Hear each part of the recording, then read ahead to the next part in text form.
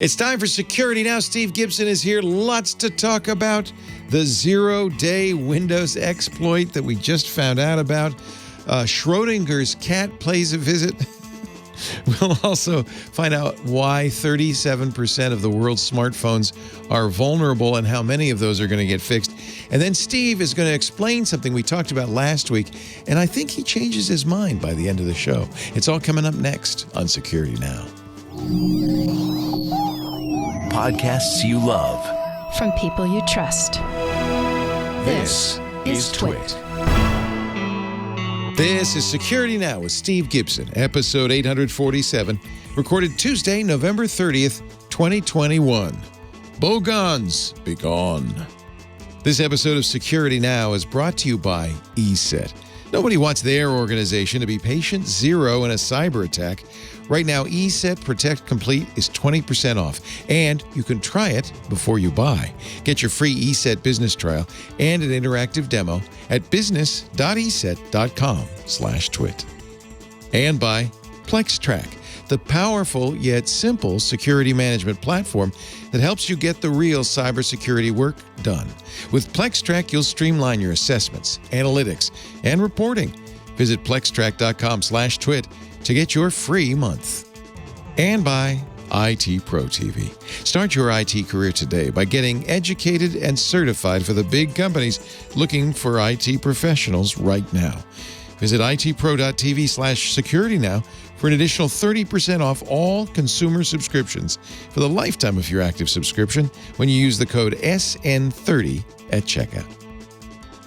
It's time for Security Now. Yay, you've been waiting all week. You're very patient. But here we are, Tuesday again, and here he is, straight, fresh, and ready to go, straight from the keyboard where he's been typing, Mr. Stephen Tiberius Gibson. Hello, Steve. I actually have been. Hello, Leo. I know you have. I worked all through the Thanksgiving holiday and weekend. Wow. Until something happened that really almost never happens. I literally hit the wall on Sunday around 2 or 3 p.m. and I posted a note to the SpinRite group and I said, okay, I can't work anymore. Wow. And so, yeah. But I've been so interested in what's going on. I talk about it a little bit later in the podcast. So we have a really fun podcast, I think.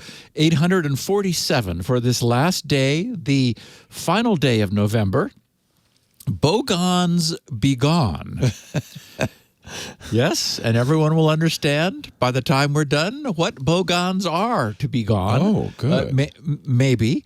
But we got a lot to talk about. We're going to note that the new Edge browsers, unbelievably named Super Duper Secure Mode, yes, because Microsoft certainly wouldn't want to saddle us with anything less than super duper security, has been deployed kind of quietly, but we can all enable it. It's not on by default, so our listeners are going to want to know all about that. We also have more than 1/3, 37% of the world's smartphones all vulnerable to audio monitoring and recording flaws, courtesy of their MediaTek firmware in their MediaTek audio processing DSP. We're going to talk about that. We've got an important reminder about clicking links in email and wonder how that can still be a problem. It still is. And the entirely predictable evolution of a Windows zero-day vulnerability, which is latent no longer. Unfortunately, we have some interesting closing the loop feedback from our terrific listeners. I've got a sci-fi book update. Then we're going to take another and much broader look at the recent efforts to clean up IPv4, but this time from the perspective of those who are working to do so. And I understand their position. So, we talked last week about this crazy idea as a consequence of the IETF's proposal to claw back essentially most of the local net 127 network. It turns out that's just the tip of the iceberg. So I think a really fun podcast for our listeners. I can't wait. I'm excited. As always, I look forward to this all week long. Oh, and a picture. We got a picture. Leo. We got a picture. But before we do that, let's talk a little bit about our sponsor of the hour, Eset. And you know I've been talking about Eset for more than 10 years now. They're the global leaders in cybersecurity. And in particularly, one of the things I love about Eset, and you'll hear it all the time on this show, is their commitment to research. We quote them from time to time about their security research. And three times a year, they put out something, which I think you've mentioned in the past, the Eset Threat Report. That's a 40-page plus report. It's free. You can get it from Eset's special site, welivesecurity.com. If you look for Threat Report, you'll find it.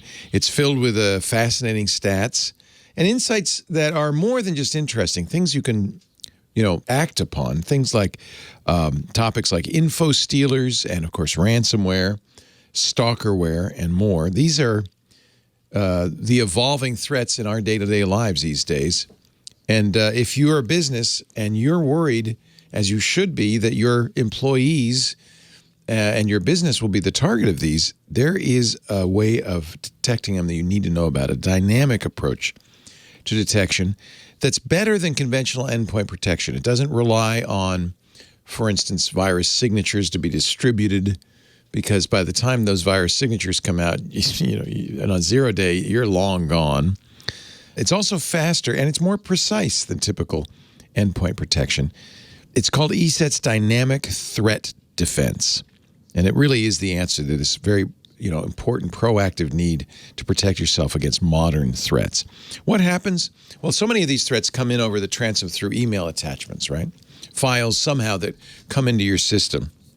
So what Eset's Dynamic Threat Defense, EDTD, does is whenever it sees a file like that, it throws it up into the cloud, a cloud-based sandbox, which they use to detect, isolate, and protect you from new and never-before-seen types of threats. Documents get sent up there, scripts, everything, installers, executables, of course. What happens is they run them in the cloud, in that sandbox, not on your system, not on your network. So you're safe. It's outside on the cloud, and then they analyze it. They do code analysis. They do deep inspection of the sample. They look at the memory, what it's doing in memory. They use machine learning, AI, to really detect, based on behavior, a 0 day. Because no one knows about it yet, right? That's the definition of a 0 day. It's happening, and nobody has a defense yet. Well, you do, EDTD. It can allow or block a file in minutes. So before you get that attachment, it will analyze it. We use it. It will analyze it, and it makes me feel a lot better, because as much as we'll tell employees, don't open attachments, be careful, it still happens. It still happens. And so this is a way to find those attachments, almost instantly. No extra demand on your system resources, no risk to your network. And this is something endpoint detection just can't accomplish. Often, by the time an endpoint program sees it, it's too late. Look, no one wants their business, their organization to be patient zero in a cyber attack. If you're looking for world-class ransomware protection, malware protection, you're going to want Eset's Dynamic Threat Defense. It comes with Eset Protect Complete. The bundle, it does include endpoint security as well. You don't want to look, all security is multi-layered, right? You don't want to give that up. This is just an addition to that. You also get, I think this is great, full disk encryption and advanced security for Microsoft 365. I know a lot of you use that. It'll close the gaps in the built-in protection. Right now, Eset Protect Complete, 20% off. You could try before you buy. Get a free business trial and an interactive demo at business.eset.com/twit. Business.eset.com/twit, ESET. And you'll save, again, 20% on Eset Protect Complete. This is a limited time offer, though, so don't wait. Business.eset.com/twit. This is really innovative. Great protection, the kind you need. We all need. We use. Business.eset.com/twit. We thank him so much for supporting us here at Security Now, and you support us when you use that address. Make sure you do that.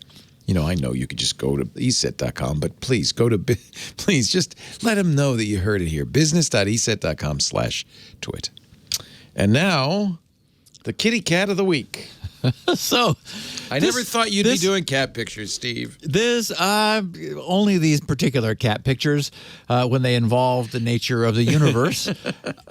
I can't explain this. It looks like a lost cat flyer, Xeroxed, that was used some masking tape and stuck up on a telephone pole somewhere. The confusing thing is that, and we have, of course, the picture of the cat, and it explains, please return dead and alive to Erwin Schrodinger. Contact schrodingercatman@gmail.com. Which is probably a real address. So that's hysterical. It is pretty good. So anyway, as you said, maybe this was posted in a college town. Has to be. Over by the physics department. Right. Yes. So we don't want the cat dead or alive. We want it in both states simultaneously, unknown until it is observed whether the cat is in fact alive or dead.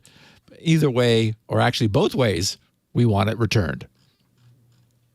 Okay, so super duper secure mode. We previously discussed the experiment Microsoft was conducting with their Edge branch of the Chromium browser in recognition that a disproportionate percentage of security troubles arise from the most extreme measures being used to push browser performance to the limits, and the recognition that underlying system processor performance has advanced so far recently that pushing the browser so hard that, like, it breaks may be producing diminishing and even negative returns in terms of security.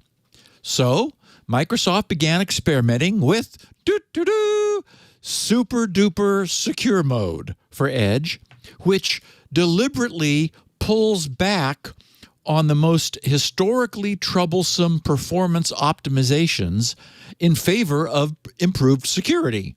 Of course, we're talking about it today because without any ballyhoo, Microsoft recently quietly added super duper secure mode to Edge. We all have it already.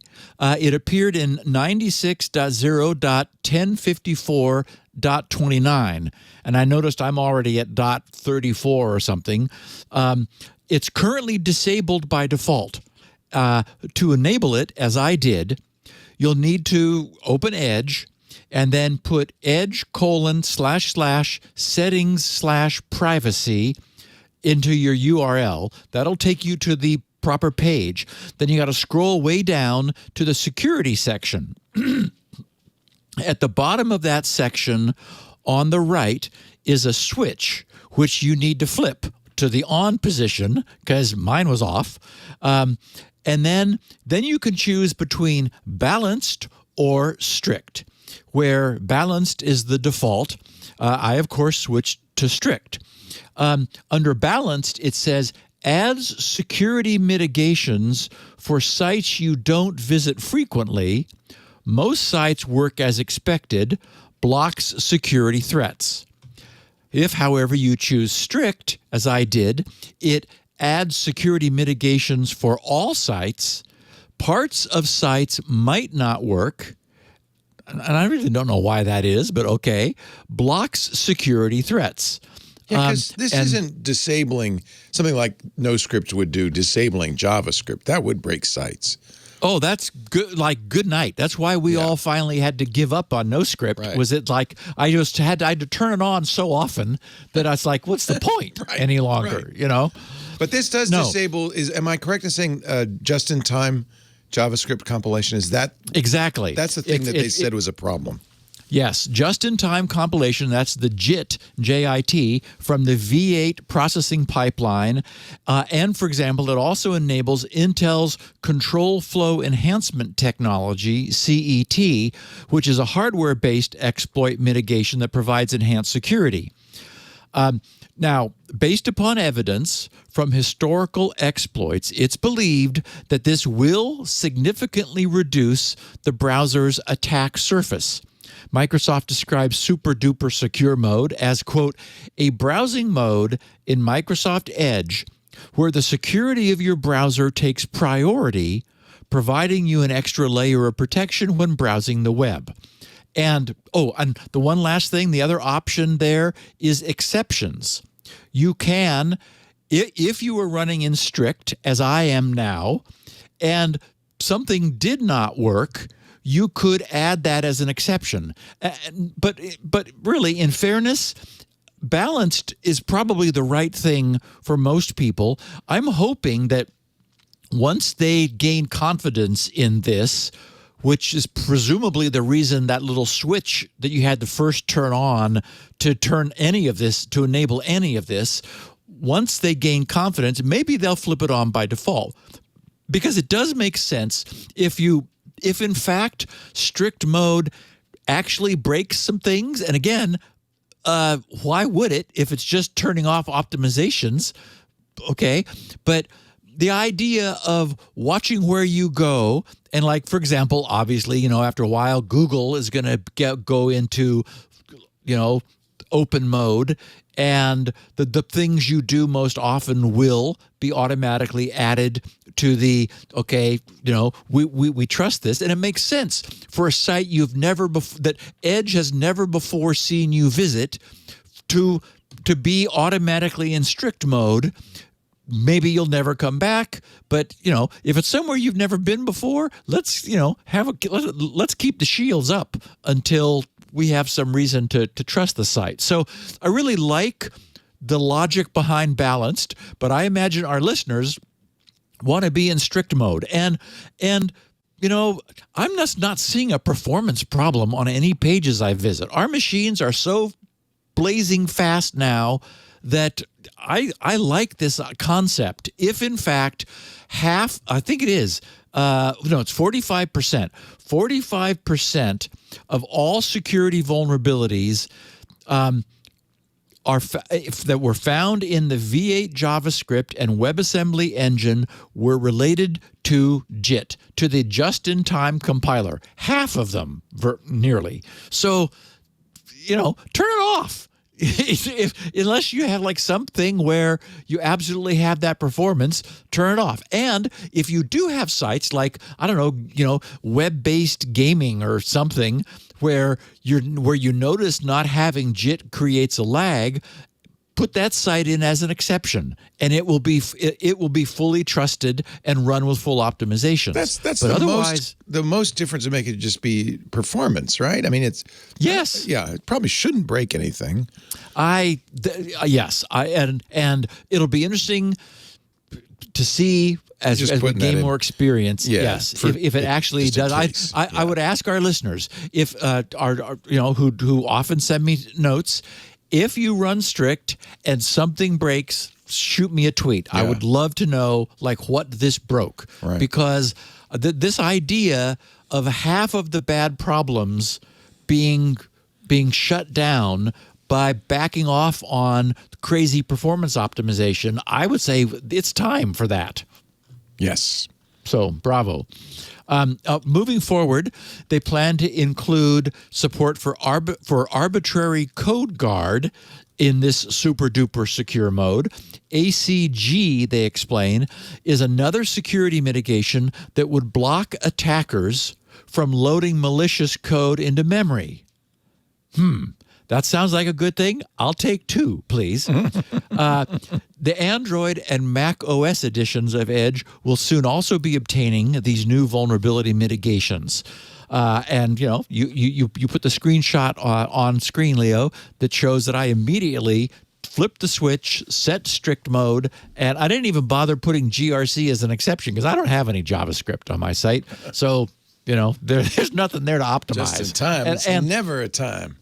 And I don't think, we need the performance at the expense of security. Right. And so I think this was really a smart thing. This is probably the best thing Microsoft has given back to Chromium, and it would be nice to see if it ends up getting adopted by the other browsers.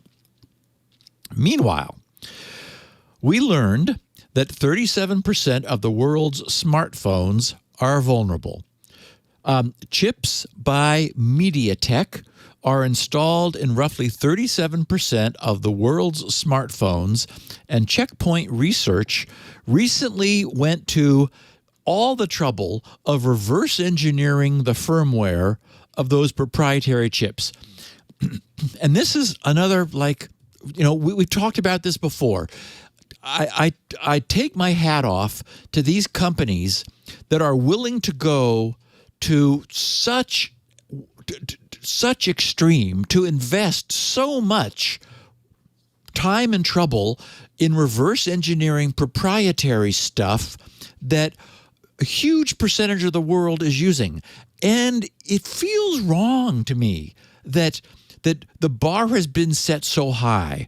The idea that some MediaTek company can create a proprietary DSP and say, oh yeah, don't worry, it's secure, trust us. And 37% of the smartphones in the world adopt it. And then it turns out to be a vector that is seriously putting all of those devices at risk. And the only way we know about this is that a Robin Hood security company comes along and says, okay, well, shoot, this is going to be hard, but we're going to do it. They published a highly detailed technical report which showed that malicious apps installed on a device would be able to interact with the MediaTek-based audio driver.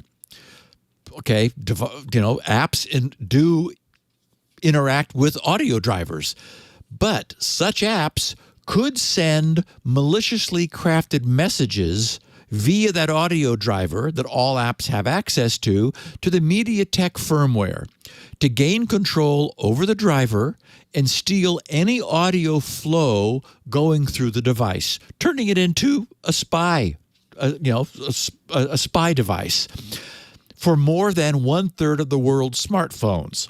And since the MediaTek subsystem is deep in the system, exploitation of the vulnerability also allows audio from phone calls, WhatsApp calls, browser videos, and video players to be recorded. Basically, the audio in the device. The fact that MediaTek chips are installed on roughly 37% of the world's smartphones means that this creates a massive attack surface for any malicious app and malware creator. Devices from Xiaomi, Oppo, Realme, and Vivo are all known to use MediaTek chipsets, and that's probably, a fraction of the total. 3 issues were patched last month in October, and a 4th issue will be patched next month. Checkpoint explained that the MediaTek chips contain a special AI processing unit, it doesn't everything now, the APU, and an audio digital signal processor, a DSP, to improve media performance and reduce CPU usage. But both the APU and the DSP use custom microprocessor architectures, which makes the MediaTek DSP a unique and challenging target, as I said, for security researchers, right? I mean, it's not an ARM processor that where they can dump the firmware and run it through a decompiler and check it out. No, they had to reverse engineer the processor. But they did. They grew curious about the degree to which the MediaTek DSP could be used as an attack vector for threat actors. So they managed to reverse engineer the audio processor and discovered a handful of security flaws. The flaws can be updated, this is the good news, with firmware.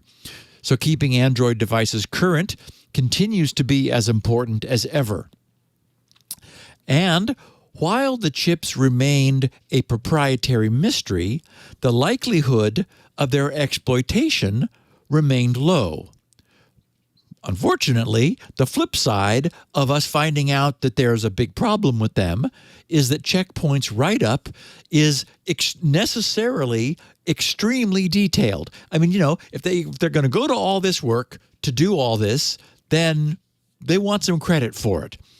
Unfortunately, this means that there is now a readily available roadmap to any technically competent miscreant who might want it, and it's got topics like classic heap overflow in the audio DSP task message A to D share mem message handler.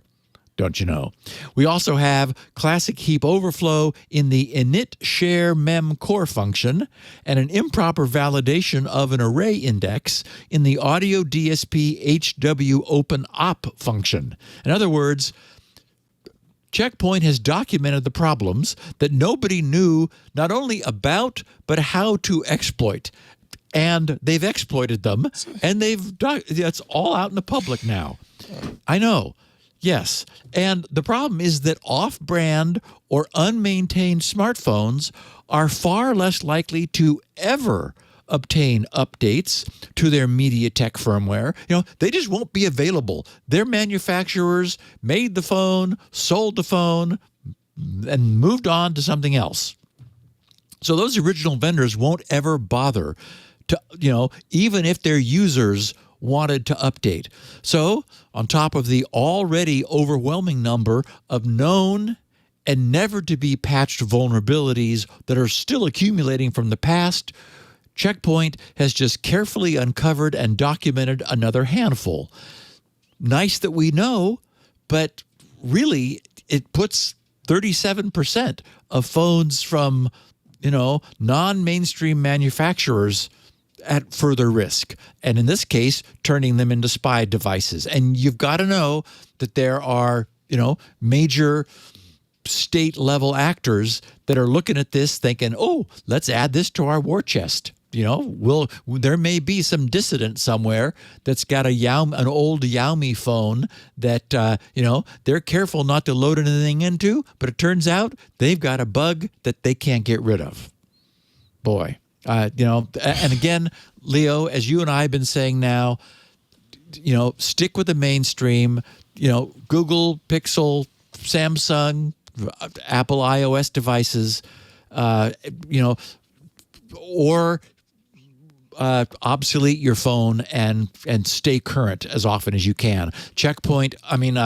MediaTek has responded. They were good. They've patched their firmware. They'll be providing the firmware to the OEMs that are using their chips to be incorporated into new devices. But we don't have a channel now for moving backward in time at this point and reliably fixing the devices, which are, as we know, are handheld computers. So it's a little worrisome. Okay, we have the RAT Dispenser. It's probably worth taking just a moment to reinforce the need to never, and I mean really never, click to open an attachment received in an email. Any email, even if it's from your mom. Okay, now cybersecurity experts from HP said they discovered a new strain of JavaScript malware that criminals are using as a way to infect systems and then deploy dangerous remote access Trojans. In other words, the remote access Trojan, RAT, R-A-T, thus the RAT Dispenser.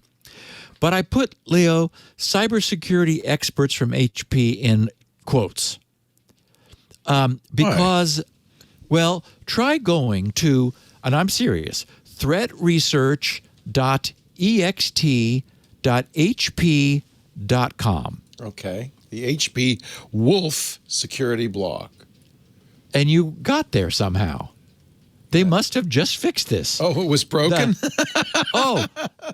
Yes. Look at in the show notes. I've got the TLS certificate that both Firefox and Google were displaying this morning. I had to fight my way through in order to get there. Keep your sites up to date, kids.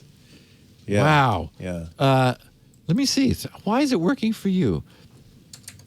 Threat research. Let me. They may have just fix their certificate. Let me look at their certificate here. Yeah, it came right up now. Yeah, they fixed That's it. Yeah. annoying. Okay, so I can't. That's someone must have told them, probably because they were in the news. But this morning, I got both Firefox and Chrome refused, and what I couldn't understand was that the certificate that they were serving expired on March 18th of 2021. Yeah. So this is from March 15th, 2021. So they got a new one. But maybe they didn't apply it. It goes through the 2022. Maybe they forgot, or I don't know. Right. So they were on. So they got the certificate. They probably didn't install it on the same cycle. But Leo, the site should have been down since last March. Correct. It could not have been offline for 10 months. No. So something weird. It was a what do they call that? A regression. Yes, we do call it a regression. Yes. It was definitely that. Yeah. Okay. Anyway, HP explains, because they do have good researchers. They said, as embarrassing as that is. Oh God. Yeah. I mean, and it's why I took a screenshot of it. It's like, so what? Embarrassing. No. And then I thought maybe Firefox, so I went over to Chrome, and Chrome wouldn't show it either. Whoopsies. Yeah. Anyway, threat actors, they said, are always looking for stealthy ways of delivering malware without being detected.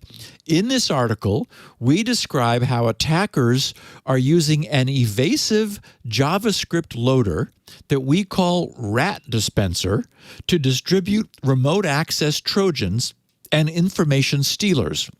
With only, and this is what's really amazing, an 11% detection rate, meaning 1 out of 10 gets flagged, 1 out of 10 instances. An 11% detection rate, RAT Dispenser appears, they wrote, to be effective at evading security controls and delivering malware. In total, we identified 8 malware families distributed using this malware during 2021. All the payloads were RATs, remote access Trojans, designed to steal information and give attackers control over victim devices. As with most attacks involving JavaScript malware, RAT Dispenser is used to gain an initial foothold on a system before launching secondary malware that establishes control over the compromised device. Interestingly, they said, our investigation found that RAT Dispenser is predominantly being used as a dropper in 94% of samples analyzed, meaning the malware doesn't communicate over the network to deliver a malicious payload. In other words, it incorporates it. The variety in malware families, many of which can be purchased or downloaded freely from underground marketplaces, and the preference of malware operators to drop their payloads suggests that the authors of RAT Dispenser may be operating under a malware as a service business model. Wonderful. Okay, so the infection chain begins with a user receiving an email containing, and I read this and I just like, really? This is still happening? A malicious attachment. It's the classic double file extension, something like orderinformation.txt.js, which we've all known about for how long, yet it still works. It still isn't being displayed properly. It's still being handled by our email agents. So the unwitting user simply needs to double-click the file to run the malware. What I want to know is, how is it that any of today's email clients will run such a file with a simple double-click? This morning, I just had to promise my firstborn child to view this report from HP because their once legitimate TLS certificate had expired. I had this warning, do not trust this site. Oh God. Go back now. And it's like, no, I looked at the URL. No, it's right. And it's like, and I pressed advanced, and it said, "Are you sure you're advanced?" Yes. Okay. Do you have any children? Will you? Are you planning to? Can we have them? Right. Oh, my God. But no, .text.js. Oh, wonderful. Run the code. Oh, gosh. What is happening? Yeah. We clearly have our priorities backwards. Yeah. Oh, my God. So HB notes that network defenders can prevent infection, like at the enterprise level, by blocking executable file attachment file types from passing through their email gateways. For example, JavaScript or VBScript. What a concept. Defenders, they said, can also interrupt the execution of the malware by changing the default file handler for JavaScript files, only allowing digitally signed scripts to run, or disabling Windows script host. Okay. But I ask why any of that is even necessary. It won't protect anyone outside of those enterprise boundaries, right? The standard default is you click on something .js. We don't care where it came from. We don't care how it got into your system. You want it, you got it. It's crazy. When the malware runs, the JavaScript decodes itself at runtime, because, of course, it's all heavily obfuscated. It's just a bunch of, slash hex codes that behind some evals. That writes a VB script file to the temp folder using command.exe. To do this, command.exe, the process, is passed a long chained argument, parts of which are written to the new file using the echo function. Then the VB script file runs to download. It is downloading the malware payload from somewhere. If it was downloaded successfully, it's executed, and the VB script file is deleted. So it's like, we got what we wanted. Now delete this. Again, how can it be that you're not allowed to visit a site whose certificate has expired, yet click on a link in email? Run some code? No problem. The initial JavaScript downloader is obfuscated and contains several eval functions, as I mentioned. One of the eval calls is a function that returns a long string, which is decoded by another function. And it's clearly effective, since only, as I said, about 1 out of every 10 instances, 11%, that's 1 out of 9, are now being detected after many months of successful exploitation. Over the past 3 months, HP said the malware had been used to drop at least 8 different RAT strains, such as STT-RAT, WSH, we know what that stands for, RAT, Adwind, Formbook, Remcos, Panda Stealer, Goo Loader, and Ratty. Love the names. So as I started out, the Ratty Rat. As I started out saying, it's worth just refreshing the strength of the prohibition against ever clicking on anything that is received in email. Really, I mean, these guys are clever. They're going out of their way to avoid the protections built into our systems. It's dispiriting that it is still possible to do this today, but it is. And Leo, I'm going to take a sip of water. We have a long chunk at the end of the podcast, so I don't want you to get dispirited, my friend. No, sirree. We're gonna make sure you get fully hydrated and never dispirited. Our show today brought to you by, actually, what's dispiriting is if you're on the red team and the blue team just ignores you, or doesn't understand it, or doesn't fix the problem. That's dispiriting. I think we've got a way to bring the red team and the blue team together. It's PlexTrack, the purple teaming platform. I don't even know if you've thought about a purple team, but for those of you who have, building a dynamic purple team is, I think, a kind of a very important conduit between the research your red team is doing, the pen testing, the assessments, and the remediation your blue team is doing. If you're working to mature your security posture, but you're struggling with automation and effective collaboration between teams, we've got a great solution for you that the red team loves and the blue team loves. It's PlexTrack, Plextrac. It's a powerful but easy-to-use cybersecurity platform that centralizes everything, all your security assessments, your pen test reports, your audit findings, your vulnerability tracking.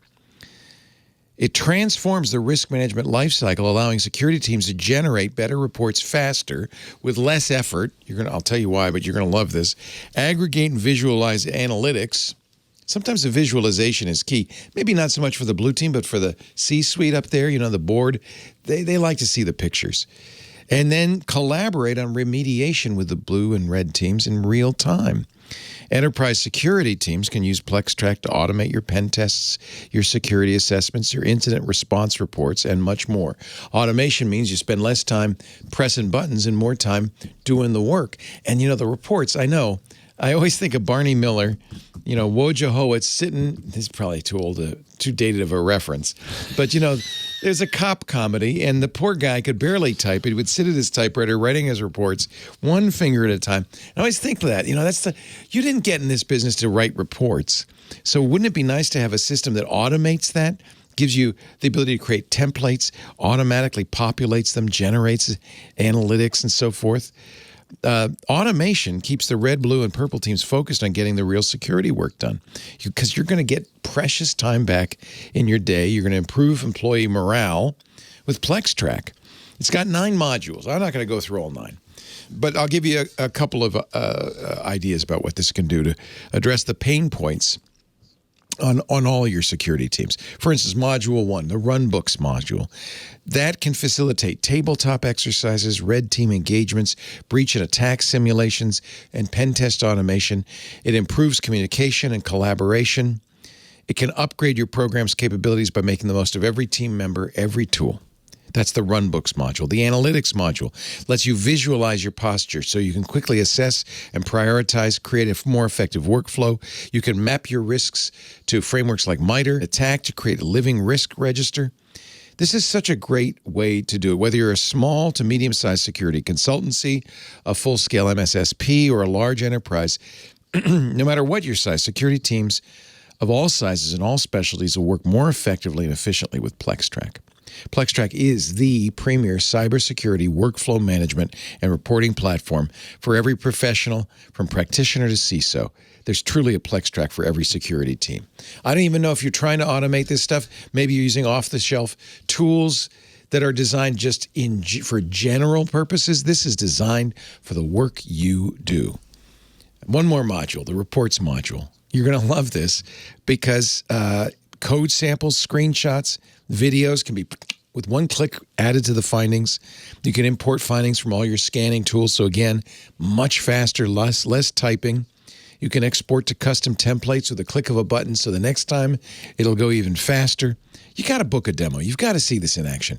Try PlexTrack free for 1 month. See how it can improve the effectiveness and efficiency of your security team. All you have to do is go to plextrack.com/twit to claim that free month. PlexTrack, PLEXTRAC.com/TWIT. I think you know that. I think this is such a great solution. You at least owe it to yourself and your teams to take a look at it. PlexTrack.com/twit. We thank them so much for supporting Security Now. They came here. They knew. The red teams, the blue teams, the purple teams, they listen to this show. Perfect place to let everybody know about PlexTrack. And you do us a favor and use that address so they know the PlexTrack says, oh, yeah, it worked. PlexTrack.com/twit. It really does work. Back to Steve Areno. Okay, so we have an entirely predictable zero-day Windows exploit. Right on. Of course. I'm sorry. I shouldn't laugh. I shouldn't laugh. I know. It's just so sad because I know this, again, our listeners will be right there with us. Right on schedule, Cisco's Talos group discovered the active exploitation of a zero-day elevation of privilege vulnerability in Microsoft Windows installer. This vulnerability allows an attacker with a limited user account to elevate their privileges to become an admin. The vulnerability affects every version of Microsoft Windows, including fully patched Windows 11 and Server 2022. Talos detected malware in the wild taking advantage of this vulnerability. What was entirely predictable about this? We've been tracking this one for some time. Microsoft was first informed of the fundamental underlying problem by security researcher Abdulhamid Nasiri, who discovered this elevation of privilege vulnerability and worked with Microsoft to address it. However, when Nasiri examined Microsoft's supposed patch for this following this month's Patch Tuesday, he discovered, oh, what do you know? Microsoft had merely patched against the proof of concept that he had provided, rather than addressing and repairing the underlying flaw.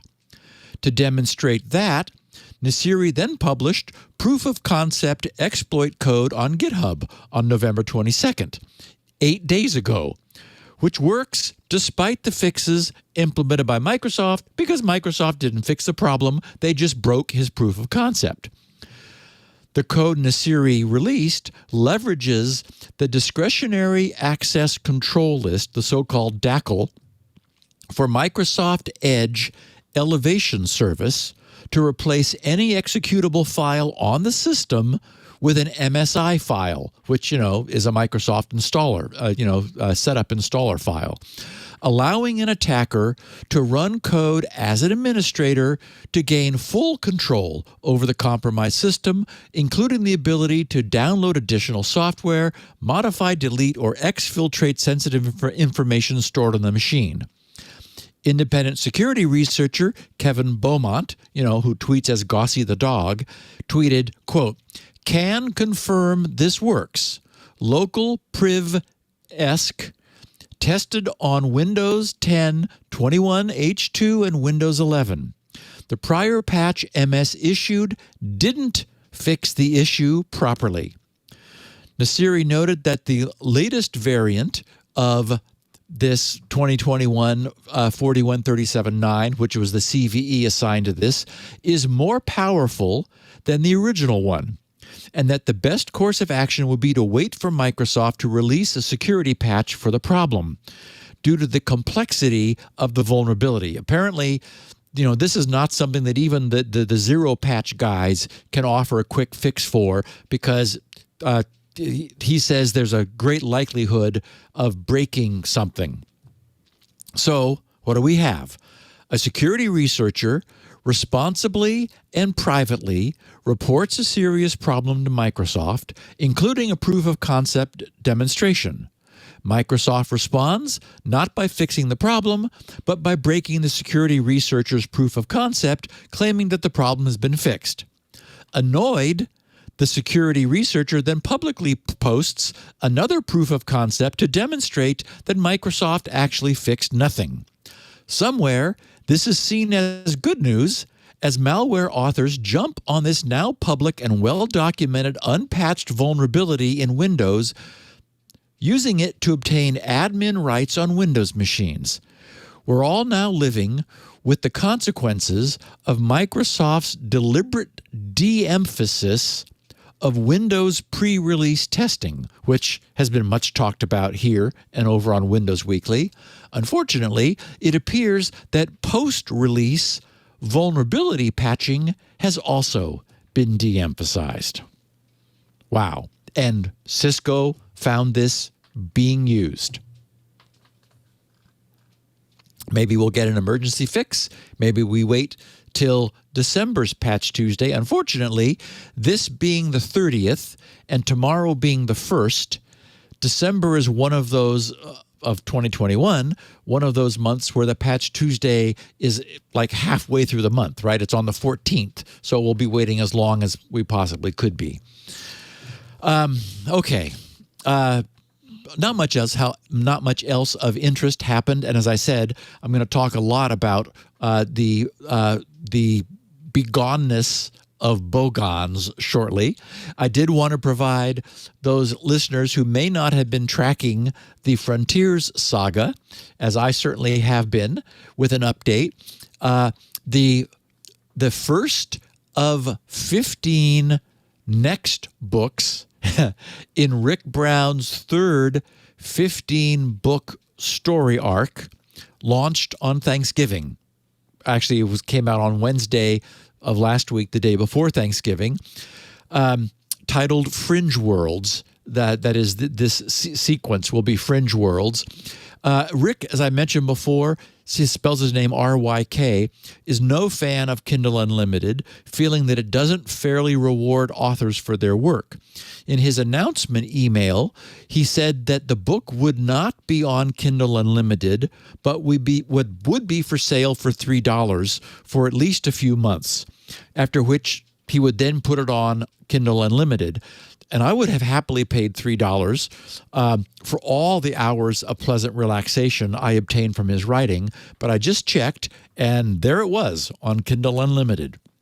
It's kind of hard to find, so I put a link to it in the show notes for anybody who has been following along and reading the first 30 books, as I have, of the Frontiers saga.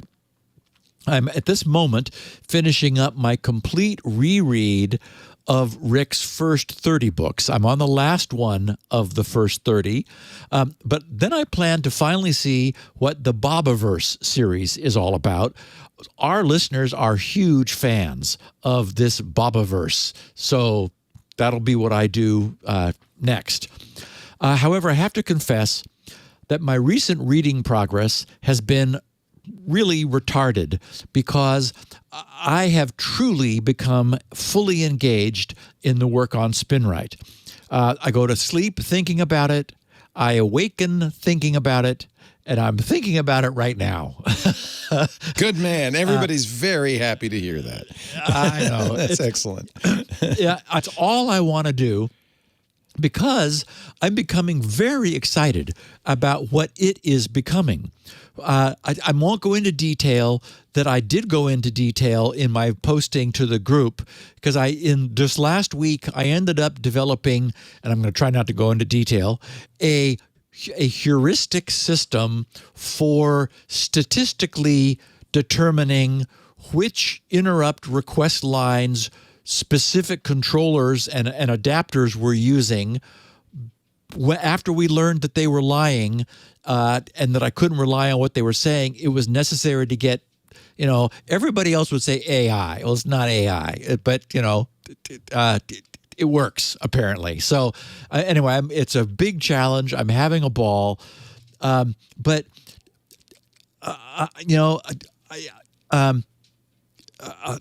I guess I'm becoming excited about what it's becoming. It's, for one thing, it's guaranteeing me highly engaging full employment for the next several years as I publish successively more capable versions. When I watch its new benchmarks run, the non-uniformity of performance that is very clear as the numbers flash on the screen across both spinning and solid-state memory surfaces is, well, it's bracing. I mean, if most people probably won't appreciate what that means, but if you're reading successive 32 megabyte blocks from a spinning hard disk, and they are end to end, they ought to have the same timing, or be slowly slowing down as you move gradually toward the center, toward the center of the disk. That's not what I see. I see clear timing changes, which mean that there's a problem there that the drive had to pause and work on for a while. And what really surprised us was when we did the read speed benchmark and we saw that our solid-state RAM was not behaving like we would expect solid-state RAM. It's behaving like a bunch of leaky buckets. And in fact, as we know, that's exactly what it is. So I cannot get cannot wait to get to the point where SpinRite will have the ability to zero in on spots that it has discovered are reluctant to be read. In the case of solid-state memory, what's happening is the electrostatic charge of individual bits are leaking, losing their certainty, thus requiring more work and time to be read. SpinRite will be able to detect that and selectively rewrite just those leaky trouble spots to recharge them before any data is lost. And of course, if there's any actual media damage, SpinRite will demonstrate that to the media's controller, enabling it to relocate the data to keep it safe. And there's a lot of work yet to be done before we'll be there. I love the work. I need to get version 6.1 out to satisfy the immediate needs of everyone who has it while I keep working. Then SpinRite needs to be moved away from DOS over to the on-time RTOS32 kernel for operation on either BIOS or UEFI. Then native drivers for USB and NVMe need to be added to that environment. But I've all of the work I've been doing, basically rewriting SpinRite, is in preparation for that. Those will just be drop in now, thanks to the fact that I've got this object-oriented I/O system, which is now up and running and is proven. And at that point, when that's done, I'll be at a place where we can finally start to develop an entirely new media surface analysis system. So, yeah, if I sound excited, it's true. Good. We're excited too. That's great. Yeah.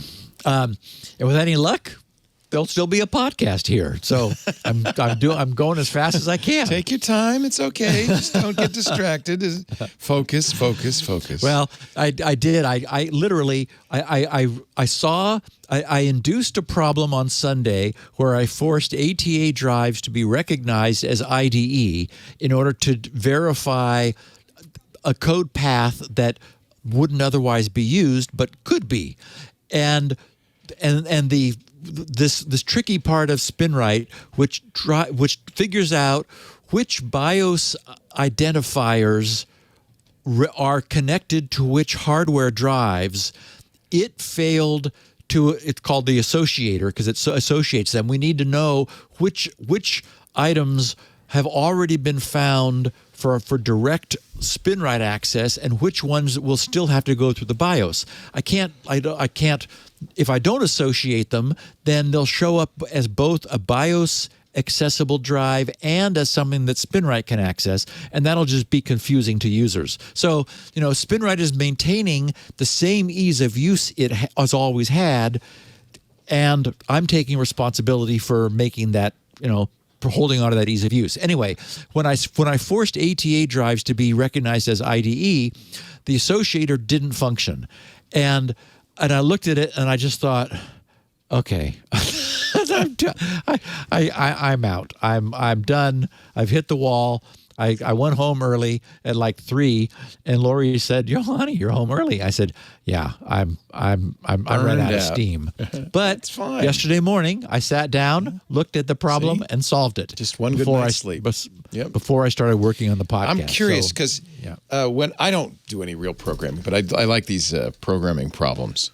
Well, you're about to do the whole programming. Of code. Yeah. The advent of code. So right? what I've noticed, and as a warm up, I was just doing previous years for the last few days, and what I noticed is if I can't, I'm looking at something and I don't know what's wrong, or I can't think of how to solve it. If I go to bed, I will think about it. It processes, and I'll wake up and go, okay. So you're saying that's what happened, kind of? Yep. Or just getting some rest. No, but I do know that phenomenon. A few days ago in the shower, I realized there was a way to further improve the code that I was I have a theory about this because I always come up with the best stuff in the shower. I think the heat of the shower gets the blood vessels going or something and relaxed, and you think better in the shower because you're right. Always where the best ideas. Yep. Don't know why that's so strange. Our water company in Southern California is saying, Steve, there is a drought on, And we realize you're looking for some good ideas, but really, Stop. is there Turn off nowhere the- else you yeah. Isn't that Tavis Ormandy came up with a solution in shower? I seem to remember, right? Yes. Way back when Yes, from Google's Project Zero. Indeed, he did. So it is a real phenomenon. I don't understand. So, and is well known to programmers the world over. I love it, though, with going to sleep, because as I'm drifting off, the problem will be going around in my head. Yep. And it just somehow, my brain just keeps working on it, I guess, all night. And in the morning, bing, pops right there out. it is. Yep. So we have some fun feedback from our listeners. David Wright, he tweeted, another month, another Microsoft balls up. Windows Server updates this month kick Exchange in the teeth. Some part of the update doesn't have the correct privileges, so a certificate doesn't get updated and you can't access Exchange Control Panel or OWA, etc. afterwards. That was a great start to Monday morning after updating over the weekend. Everything seemed to go through smoothly, he said, parens, mails going in and out after the update, but only through automated SMTP. Once the users started coming into work, things went downhill. So, yes, David, there's a tweet from the field. Bob Thomas said at SGGRC, any word on Microsoft plans on fixing network printing? I can't print any other way. I got notice to update, and it was horrible. No printing, and I could not tell which update of 3 was responsible until all uninstalled, and then the printer printed. PO'd at Microsoft. And I assume Bob meant that he had no choice other than to print over a network. There's news that the promised fix for printing has been released into broader testing, and assuming that all goes well, it should be December 14th. So fingers crossed. I think probably by the year end, we're going to get printing as a Christmas present from Microsoft. Rick Nyman tweeted, in Microsoft's defense regarding JavaScript in Excel, they're playing catch-up to Google, who has had JavaScript-based Google apps script in Sheets for a long time. Microsoft needs to replace VBA with something current, but yes, I hope they can secure it. Don Edwards tweeted, hi, Steve, happy Thanksgiving. Is the IETF going to allocate the 0.0.0.0 address space as well?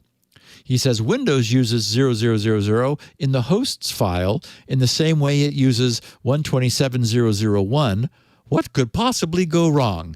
And I think maybe Don meant the routing table, because if you do a print route, you will see 0000 is also locked down.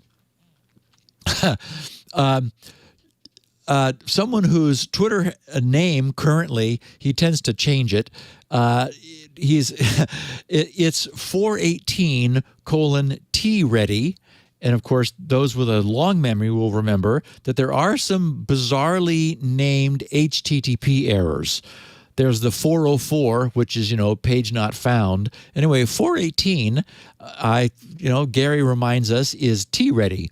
Anyway, he was replying to @Nixcraft, and Gary said, it appears you have a copy of Spinrite by @SGGRC relabeled as Norton Disk Doctor.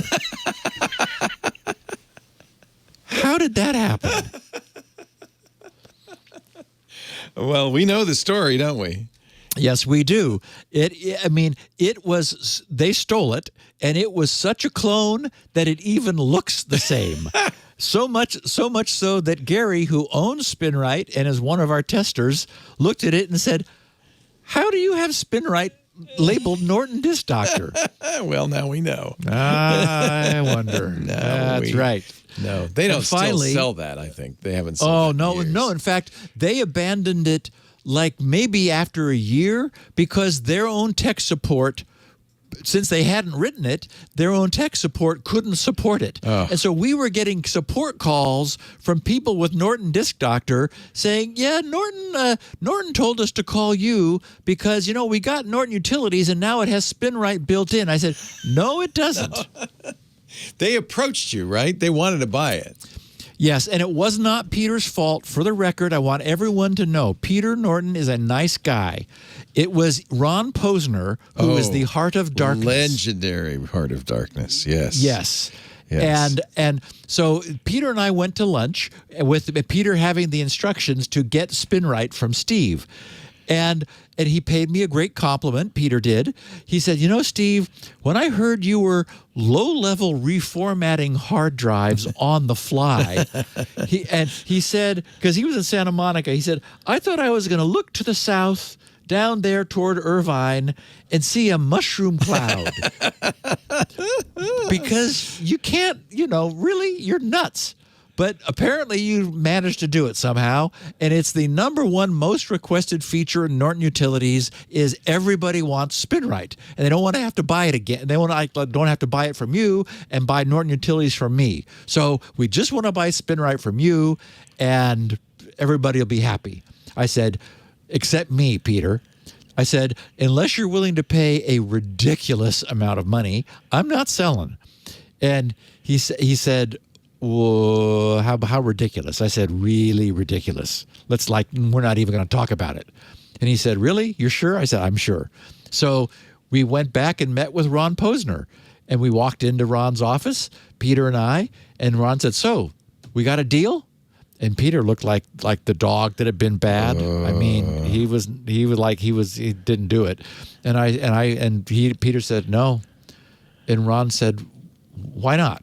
Because they figured they were on top of the world, and how could this little weenie named Steve Gibson that down? Yeah, this little guy who was trying to scratch together some coin, and anyways, saying no was the best decision I ever made. So again, they ended up abandoning it, and it's in fact today is Greg, my support guy's 31-year anniversary with you working with me. Holy cow. Yes. That's kind of a legend.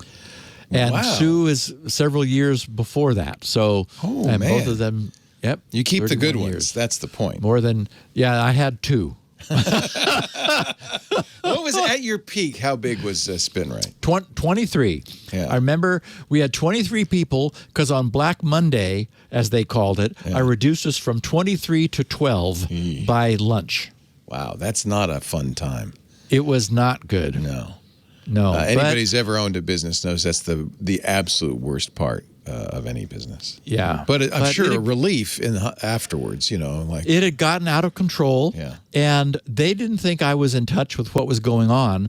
I remember one of them at the back in our group that we met at lunch, and actually his name was Richard. He said, "Who's next?" And I said, "I heard that, Richard." I said, now guess who? And they called themselves the Survivors, and I said, look around. I said, I know you guys all think I haven't been paying attention to what's going on here, that I've been busy, coding. I said, and you probably haven't stopped to think about this, but look around at who's not here listening to this now, and ask yourself if I made a single mistake. Oh, and wow. They hadn't thought about that. Yeah. They were, too concerned about themselves. That's understandable. But of course. And they started thinking, oh, he's gone and she's gone. Mm-hmm. And that nightmare gossip is no longer with us and so forth. And they, they understood. And that was the last time that happened. Attrition. The rest was attrition. Yeah. The rest was attrition, and then the internet happened, and I didn't need them because I need Greg to talk to customers and Sue to help do the books and keep the. You still had people money. designing box covers and writing manuals and all that stuff. You don't need that anymore. Yeah. So. Kevin Mix, my final tweet, he said, hello, Steve. As I listened to SN 846, of course, that was last week, I had to pause and pull up the IETF draft for the 127/8 unicast proposal. As a frequent reader of RFCs from my day job as a network engineer, I often find myself checking the authors section at the bottom to try to glean some insight into their motivations by seeing which companies or organizations they're associated with.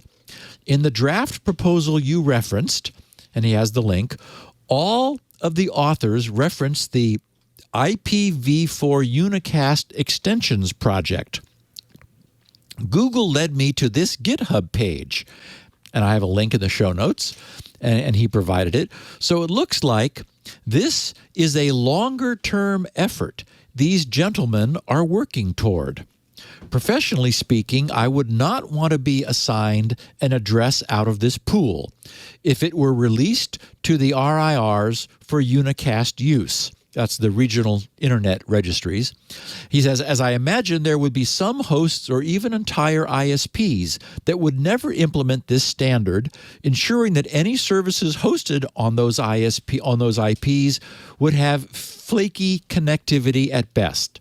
One whopper of an understatement in the compatibility and interoperability section of the draft gave me a bit of a chuckle. And he said, he then quoted it, since deployed implementations' willingness to accept 127/8 addresses as a valid unicast address varies, a host to which an address from this range has been assigned may also have a varying ability to communicate with other hosts. So, an understatement indeed, which leads us into today's discussion of the broader goals of the IPv4 cleanup project. Well, I'm ready to go. If you are ready to get ready, we shall take a little break and gird our loins for, what is this? Bogons Begone. Bogons. Bogons. Bogons. Bogons. Begons. Bogons Begone. All right. I'm fascinated. Can't wait. I have not read ahead. I try not to read ahead because I want to listen to it fresh. You want to gasp at the appropriate time. I want to gasp at the appropriate exactly. Our show today brought to you by IT Pro TV. And I think many of you who listen to this show are already IT pros. IT Pro TV is a great place. Whether you're a seasoned IT professional or someone looking into getting your first job in IT, IT Pro TV is the community, emphasize community that you need. Tim and Don, good friends who created IT Pro TV, did it because, well, they wanted to scratch their own itch. They were IT trainers, but they thought there's got to be a better way than the traditional classroom setting and frankly, expensive fees you pay and all the materials you buy and all of that. IT Pro TV is that solution. It's a creative and fun way to advance your career. And it's just, if you like listening and watching to what we do, that's kind of the idea. They have 7 studios operating Monday through Friday all day in their Gainesville, Florida headquarters, creating new content. Why do they do so much? Well, there's a lot to cover, but also things change. New versions of the program, new versions of the tests, new tests entirely. Microsoft is abandoning MCSE. They've got now these Azure certs, so that means all new training. But the thing is, with IT Pro TV, all of their great edutainers, they're experts in the field who know how to teach, with those studios operating, cranking away 7 studios, 5 days a week. They are able to create lots of very up-to-date content. Everything they do goes from studio to library in 24 hours. It's very fresh. Everything's divided into 20 to 30-minute chunks, so it's easy to watch a little bit during your lunch break. They really want to make it convenient and easy to learn. You can watch them do it live, too. If you do, there's a live chat room as well, which is always fun. IT Pro TV is the official training partner of CompTIA. So they have the best CompTIA training. Those are the certs that a lot of people start with, the A+ and Security Plus and Network Plus certs. If you're looking for something specific, they've got transcripts for everything, and you can search them, and that makes it easy to jump into the information you need fast. We just finished AWS month, end of the month at IT Pro TV. There's a lot of stuff. You can check out the webinars at itpro.tv/webinars to see any that you missed on demand and to see what's coming up. I don't think they've announced a subject for December, maybe because it's probably a slow month. So you can just do the normal coursework that you would do anyway, or listen to Don's great Technado podcast with IT professionals. And I mean, there's always lots to do at IT Pro TV. Start your IT career today by getting educated and certified for the big companies looking for IT professionals now, or to start your own business. Really, I mean, the world needs more MSPs, believe me, more IT folks to help us out. Visit itpro.tv/security now, and you'll get an additional 30% off all consumer subscriptions for the lifetime of your active subscription. Just use the code SN30. This would be a great gift to yourself. Give it to yourself for Hanukkah or a friend if you know somebody wants to get into IT. 30% off as long as you stay active. That could be forever with the offer code SN30 at itpro.tv/security now. IT Pro TV. Build or expand your IT career and enjoy the journey. Great folks doing a really bang-up job of getting people ready for the IT world and keeping people in the IT world up to date. You need to do that, of course. itpro.tv/security now. Use that address. You know, right? You know the drill. So Steve gets credit. And thank you, IT Pro TV, for another great year. We've been together for, 7, 8 years now since they started. 2013, yeah. All right, now let's go bonkers about Bogons. Bonkers about Bogons.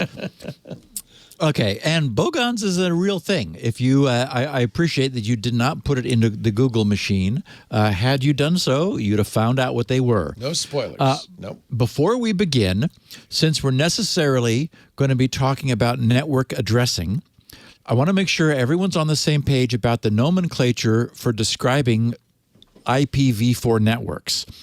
Okay, one of the many brilliant innovations made by the designers of the Internet's routing architecture was this idea of dividing the 32 bits of IPv4 address space into a network number and the number of a specific machine within that network. So when, for example, we talk about the 10-dot network, we mean any IP whose first leftmost 8 bits, or also called an octet, of network address is 10. And that means that all the machines within that network, their IPs begin with 10, and then the other 24 bits differ. The clearer and more formal way of describing it is to say 10/8, where the 8 refers to the number of bits counting from the left, which will be used to designate the network number. And the rest of the bits to the right will be used to designate a specific machine within that network. So last week, I prefaced our discussion of the IETF's stated intention to redefine the entire currently unroutable 127/8 network into two pieces to cut it in half.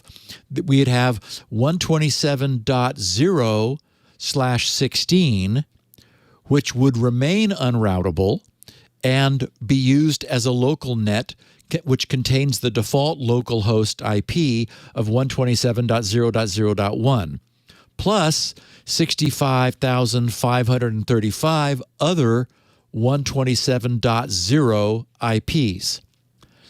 Then the rest of the 127/8, which would run from 127.1/16 through 127.255/16, would be newly made available to the IANA and the regional internet registries as blocks of newly routable IPv4 addresses. And the feeling is that's a useful amount. That's more than 16 million addresses. Okay, but it turns out that this IETF draft proposal is only the tip of the iceberg.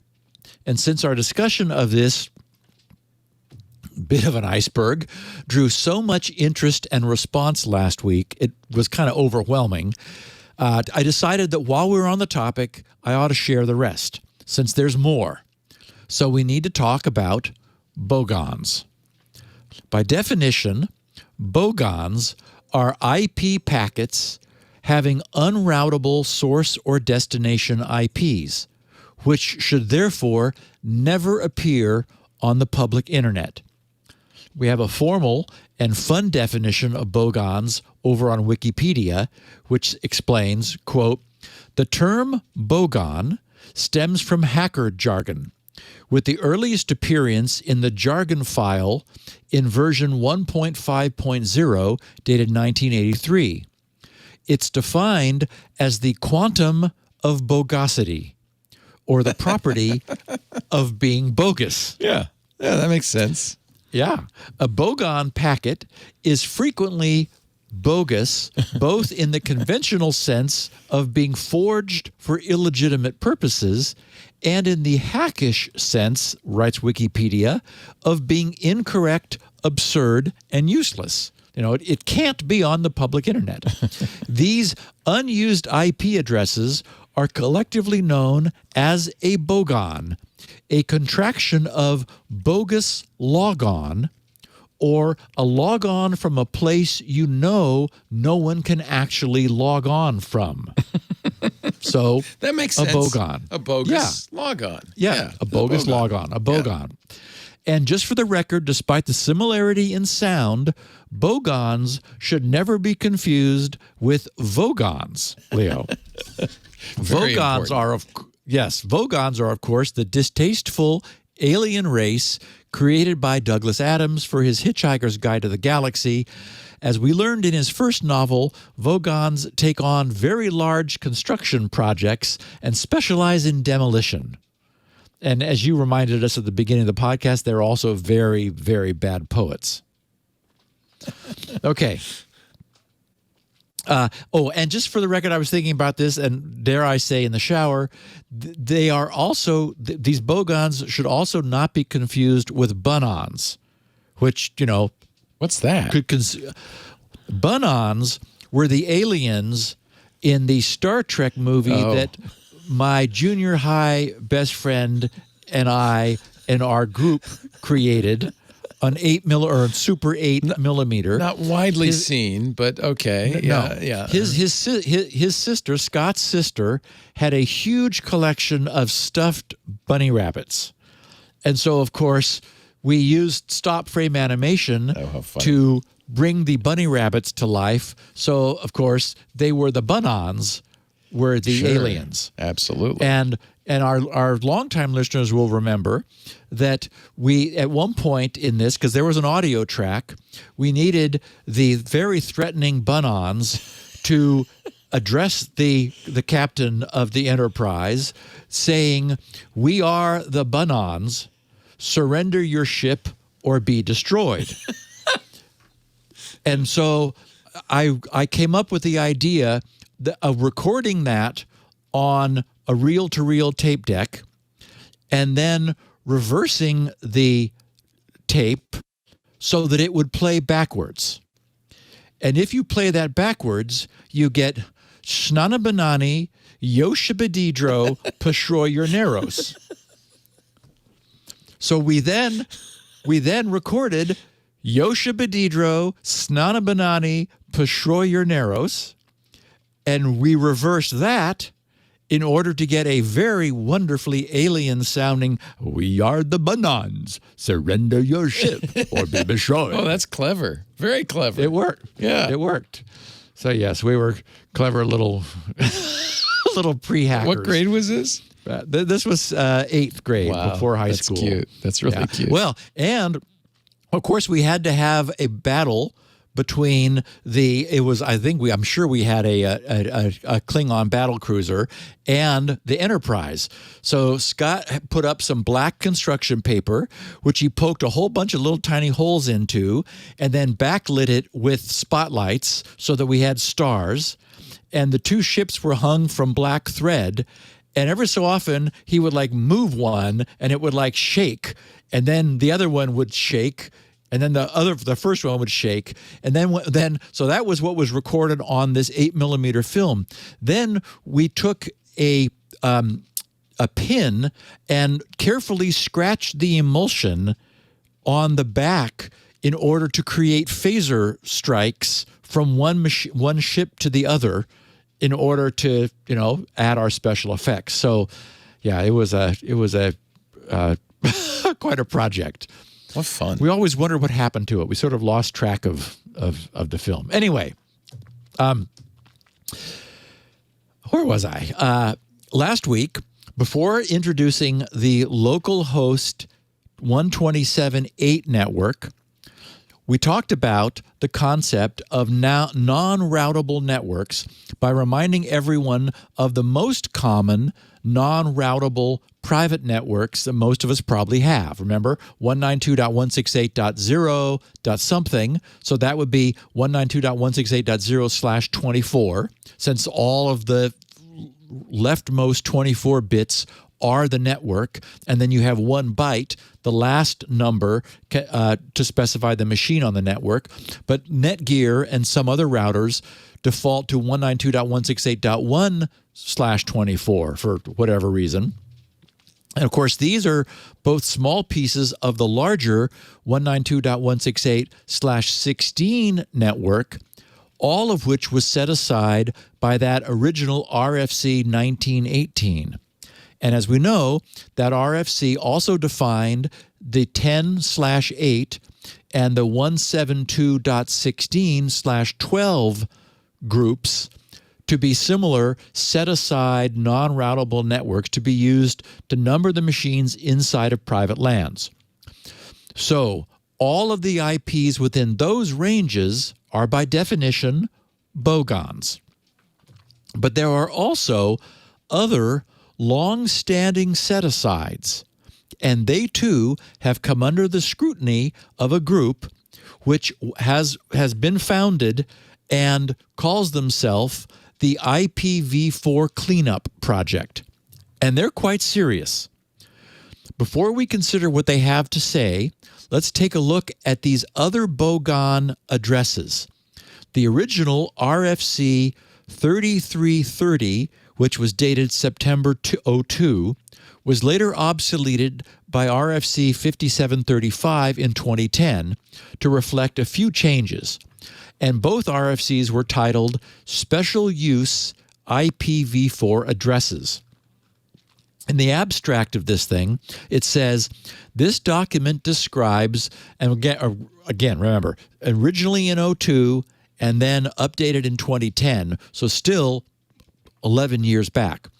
This document describes the global and other specialized IPv4 address blocks that have been assigned by the IANA, the Internet Assigned Numbers Authority. It does not address IPv4 address space assigned to operators and users through the regional Internet registries, nor does it address IPv4 address space assigned directly by IANA prior to the creation of the regional Internet registries.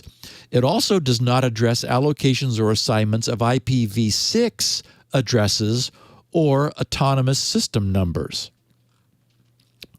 So here's how they start in describing like the whole intent here. And it's brief. Throughout its history, they said, the Internet has employed a Central Internet Assigned Numbers Authority, IANA, responsible for the allocation and assignment of various identifiers needed for the operation of the Internet. That was specified in RFC 1174. In the case of IPv4 address space, the IANA allocates parts of the address space to regional Internet registries according to their established needs. These RIRs are responsible for the registration of IPv4 addresses to operators and users of the Internet within their regions. On an ongoing basis, the IANA has been designated by the IETF to make assignments in support of the Internet Standards Process. And the Internet Standards Process was documented in RFC 2860. Section 4 of that document describes that assignment process. Small portions of the IPv4 address space have been allocated or assigned directly by the IANA for global or other specialized purposes. These allocations and assignments have been documented in a variety of RFCs and other documents. This document is intended, the one that we're talking about now, 3330, this document is intended to collect these scattered references and provide a current list of special use IPv4 addresses. This document is a revision of RFC 3330, which it obsoletes. Its primary purpose is to reflect the changes to the list of special IPv4 assignments since the publication of RFC 3330. It is a companion to RFC 5156, which describes special IPv6 addresses. In other words, this document, this RFC, is you could call it the Bogon Bible. Okay, so what are the Bogon address blocks? First one, 0/8, which is to say, 0.0.0/8. Any IP whose first octet is 0. Addresses in this block, the RFC says, refer to source hosts on this, in other words, the current network. So it's a self-referential network. And they said address 0.0.0.0/32, meaning exactly that IP, may be used as a source address for this host on this network. Other addresses within the 0/8 may be used to refer to specified hosts on this network. So that's an interesting set-aside, right? That says that an IP whose first octet is 0 is a self-reference. That is, it's kind of like a wild card, always referring to the network on which this host resides, and 0.0.0.0, that IP is also referring to this device. And sure enough, if you put in a route print, you will, like under Windows, you'll see 0.0.0.0 matching exactly to the interface on which this machine, the network interface of that machine. So there is another, 24 bits. So that's 16 million IPs tied up in the 0/8 network. Then we have the 10 dot that we've talked about, the 10/8 for local networks. And documented in this RFC, we have 127/8, that entire block set aside for loopback. Then we have another one that's interesting, and people who've been paying attention may have noted or may have seen this IP and thought, what the heck? Where'd that come from? And that's 169.254/16. That's the so-called link local block. That's described in RFC 3927, and it's allocated for communication between hosts on a single link. Hosts obtain these addresses by auto-configuration, such as when a DHCP server cannot be found. And if anyone has ever turned on a Windows machine that has its LAN adapter enabled, yet no Wi-Fi set up and no cable plugged in, you may notice that that LAN adapter will be given an IP 169.254.something. That is the sort of an auto configuration. If Windows doesn't see anything else, has no other way of getting an IP, it hasn't been configured as a static IP, but it's set for obtain IP address automatically, that's what gets used. Something from that block. We also have, as we've mentioned, another one of the RFC 1918s of the 172.16/12, and also 192/24 is a block reserved for IETF protocol assignments. 192/24. So that's 192.0.0, where the last byte is then the machine on the network. And the RFC says, at the time of this writing, this document, there's no current assignments. Allocation policy for future assignments is given in and they talk about the assignment policy, but that is to say 192.0.0 dot anything, or in other words 192.0.0/24. Well, that's not a big network, right? That's got 256 machines maximum, never been allocated, and if you had some clever use for it, it's probably safe to do that. Then there's 192.0.2/24. They define that as testnet 1. They say this block is assigned as testnet 1 for use in documentation and example code. It's often used in conjunction with domain names example.com or example.net in vendor and protocol documentation. So they're not legitimately on the internet, and they've never been assigned. But it's a /24, right? So only 8 bits worth of machine, so it's only 256 IPs. There is 192.88.99/24, which is to say 192.88.99.anything. We don't see that often. This block is allocated for use as an IP6 to IP4 relay anycast for those relay anycast addresses, which are described in RFC 3068. And they said, in contrast with previously described blocks, packets destined to addresses from this block do appear in the public internet. And then the RFC 3068 Section 7 describes operational practices. Okay, but again, not a big block, only 8 bits of machine.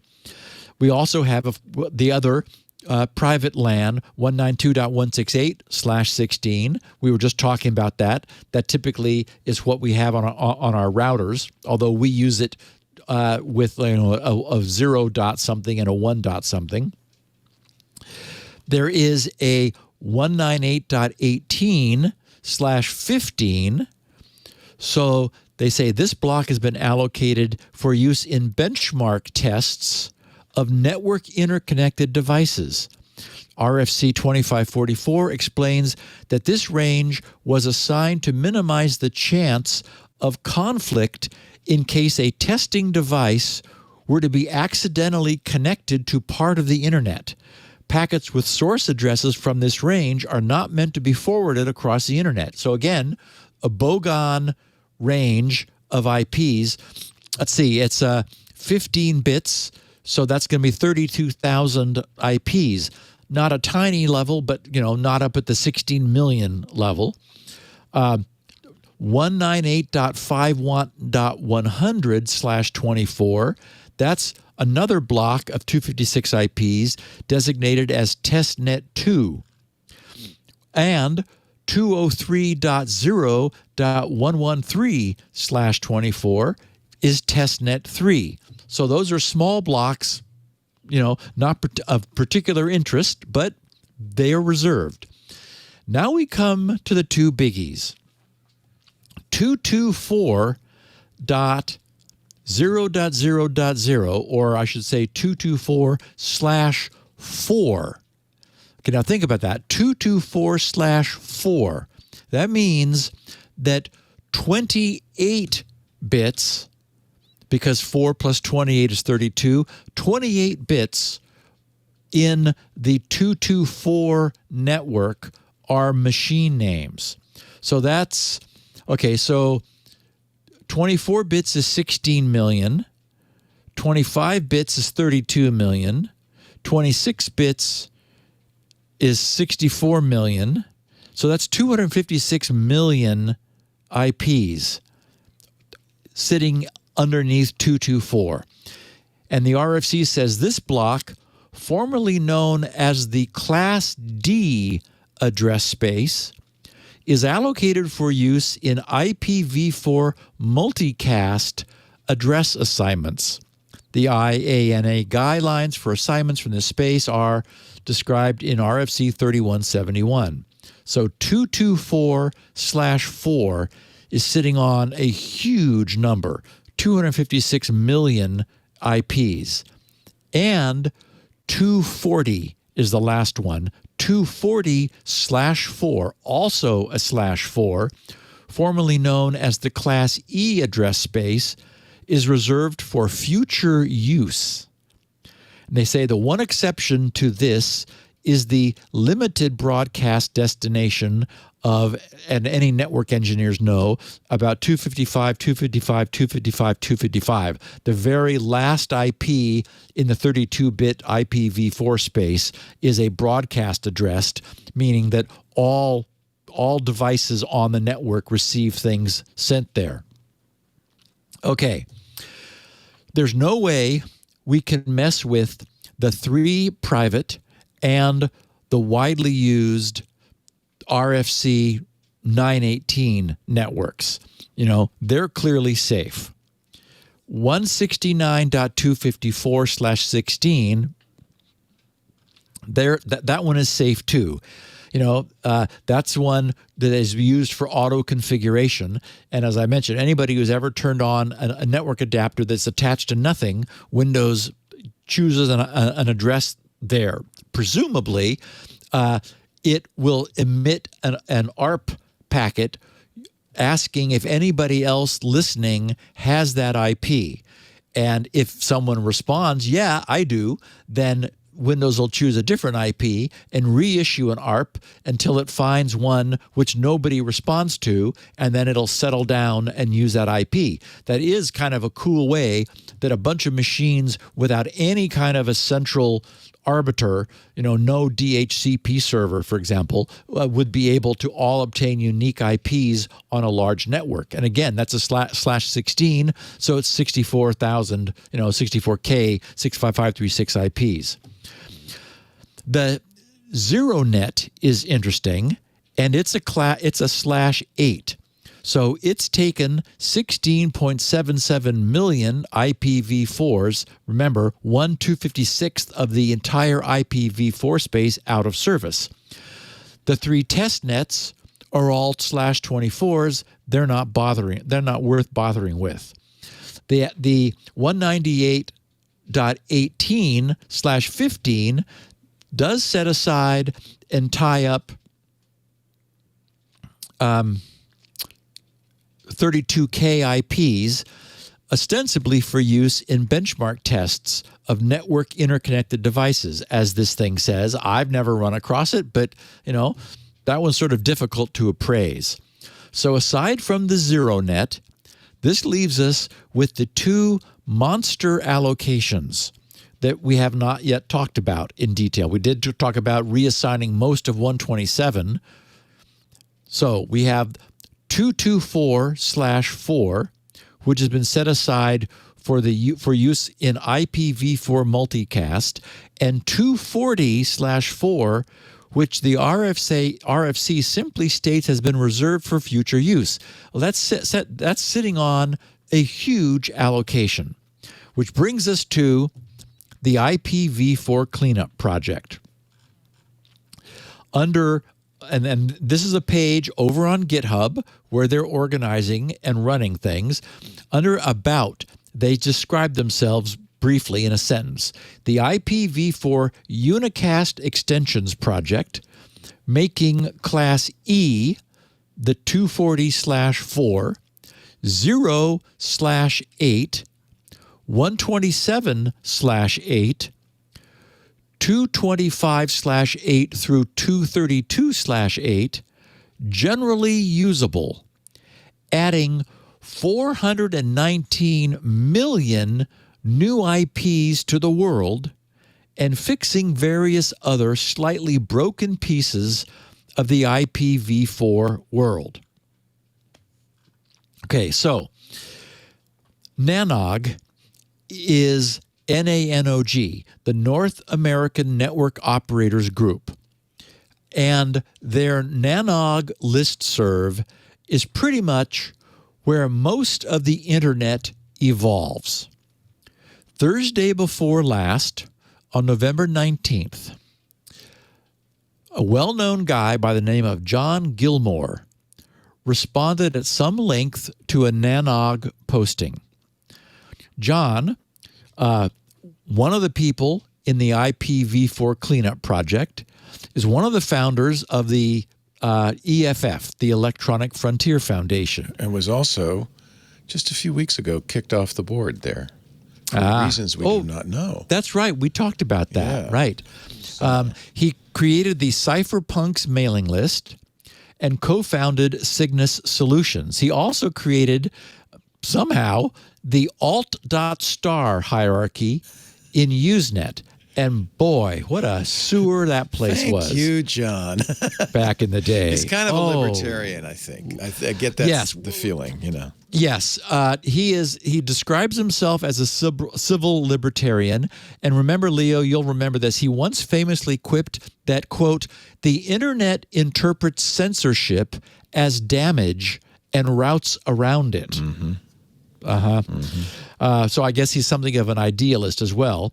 Anyway, Stephen Bakker, B-A-K-K-E-R, a network engineer of some repute himself, posted, to which John responded. Stephen posted, "The ask is to update every IP stack in the world, including validation, equipment retirement, reconfiguration, etc."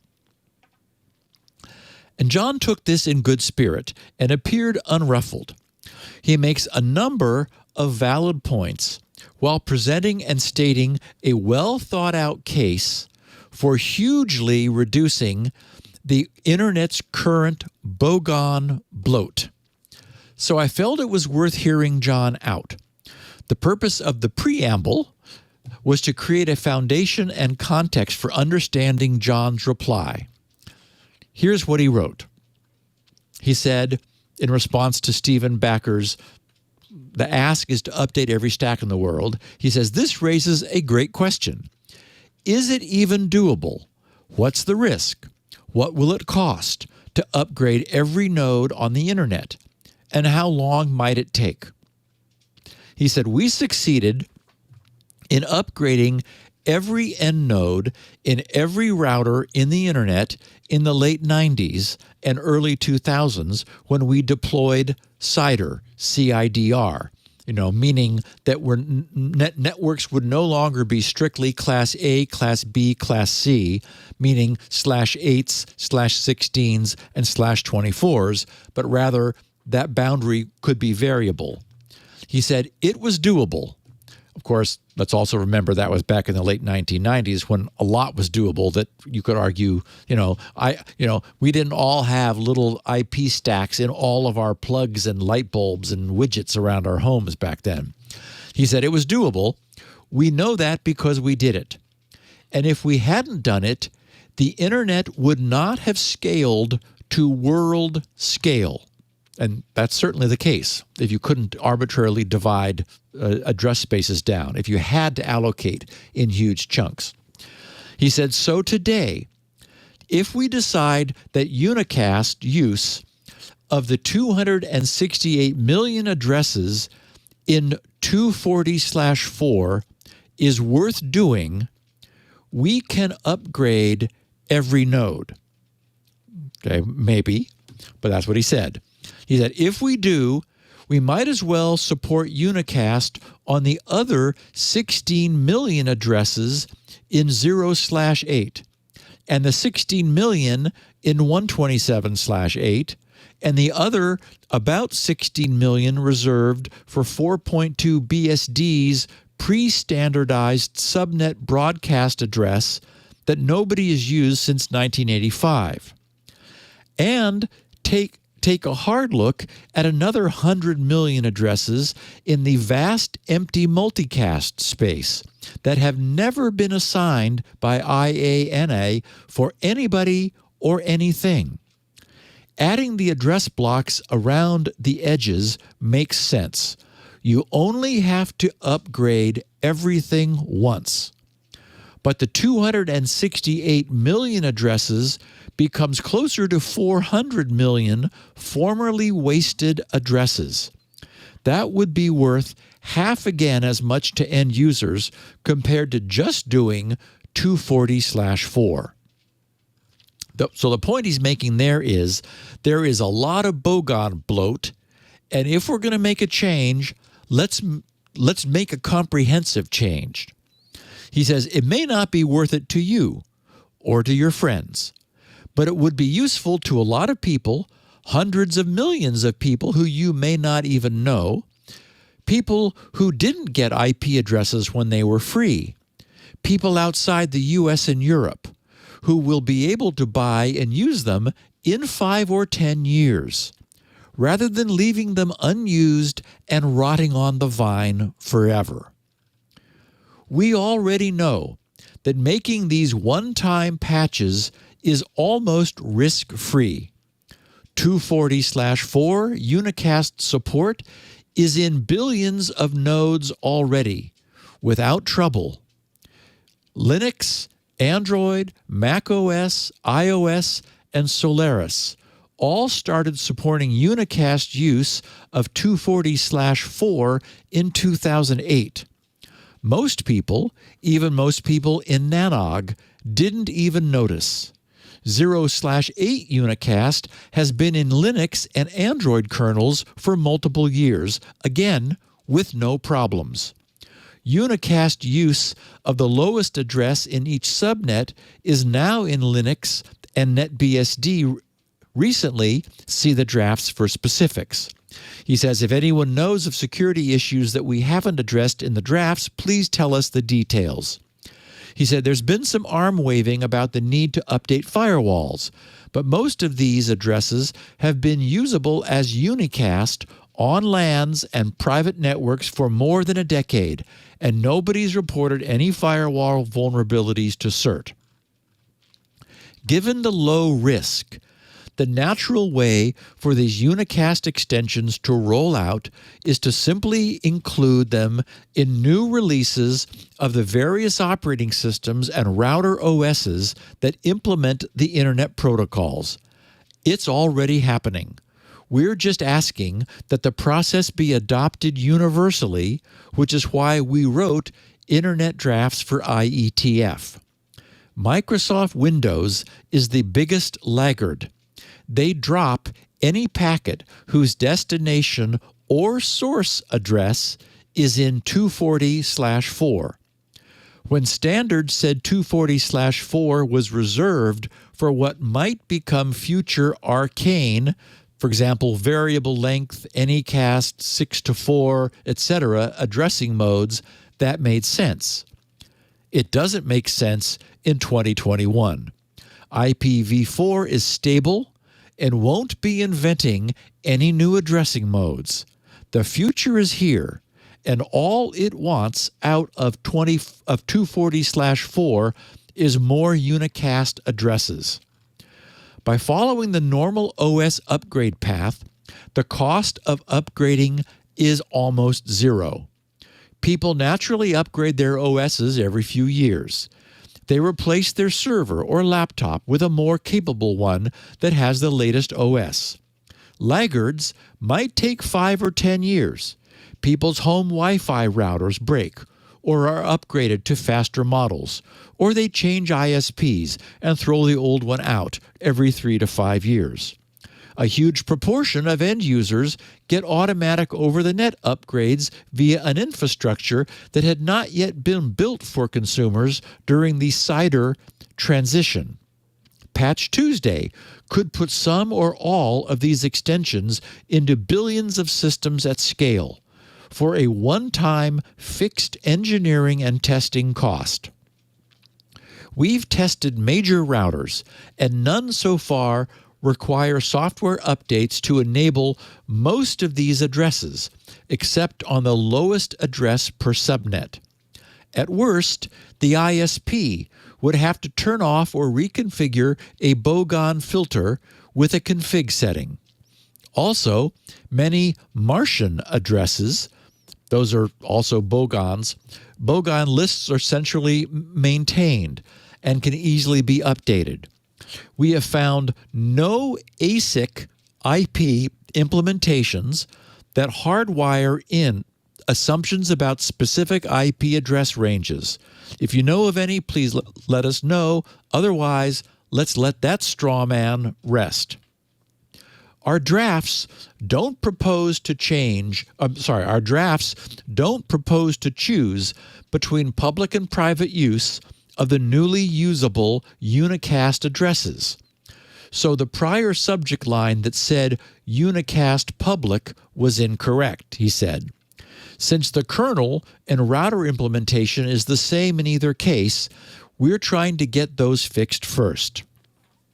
He says, there will be plenty of years and plenty of forums, NANOG, IETF, ICANN, IANA, and the RIRs, in which to wrestle the public versus private questions to the ground and make community decisions on actual allocations.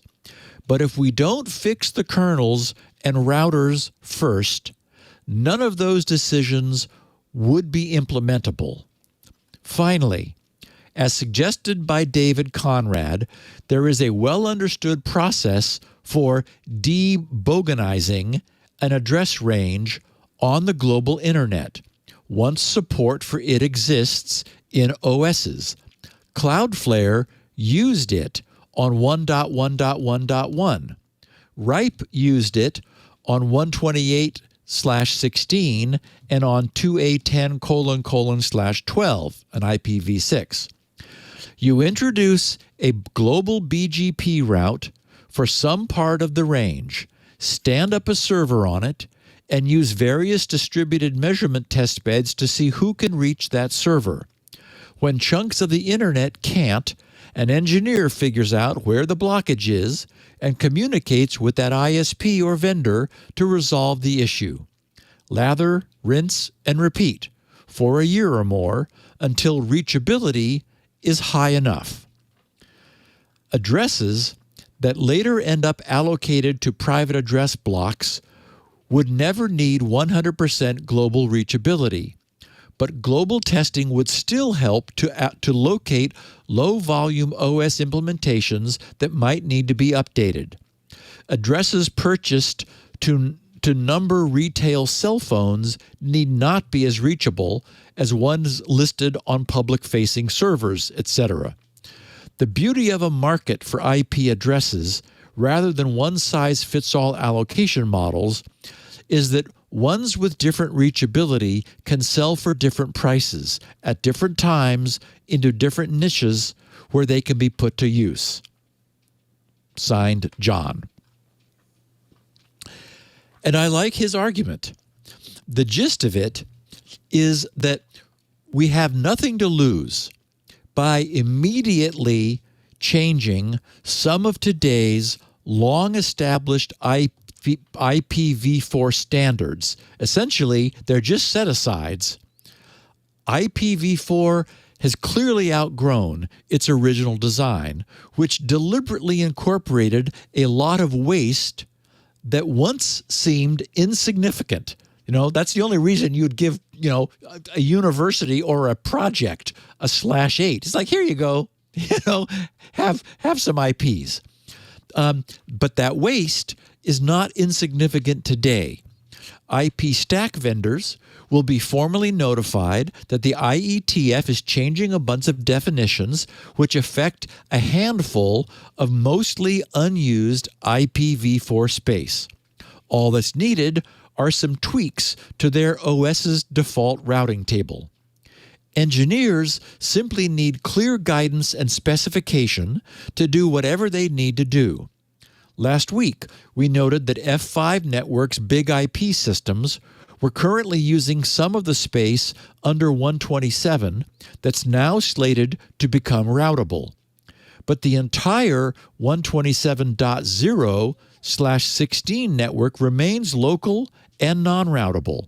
So all F5, for example, needs to do is migrate those arbitrarily scattered blocks they're currently using, which are outside the lower 64K IPs, down into that range.